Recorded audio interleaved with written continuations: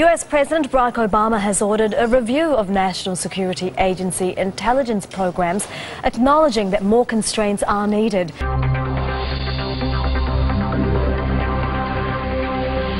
The national security operations generally have one purpose, and that is to make sure that the American people are safe and that I'm making good decisions, and I'm the final user of all the intelligence that they gather. But they're involved in a whole wide range of issues, and we give them policy direction, but what we've seen over the last several years is their capacities continue to develop and expand, and that's why I'm initiating now a review to make sure that what they're able to do doesn't necessarily mean what they should be doing.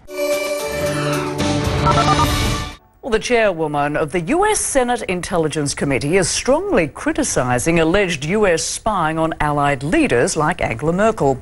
Senator Dianne Feinstein says neither President Barack Obama nor her panel were aware how far the eavesdropping went.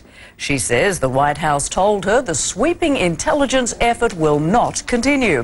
A senior administration official says that doesn't mean the US won't collect intelligence on friendly nations, but Feinstein is not mincing her words.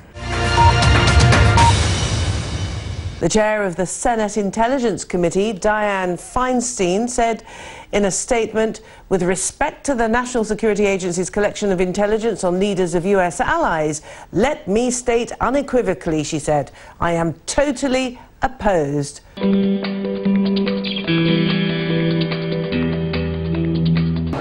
A European Parliament delegation is also in Washington in search of answers to the intelligence gathering operation, which one MEP described as a breakdown of trust. Trust has to be rebuilt. We need to figure out why this kind of mass surveillance activity is happening and what kind of trust needs to be rebuilt.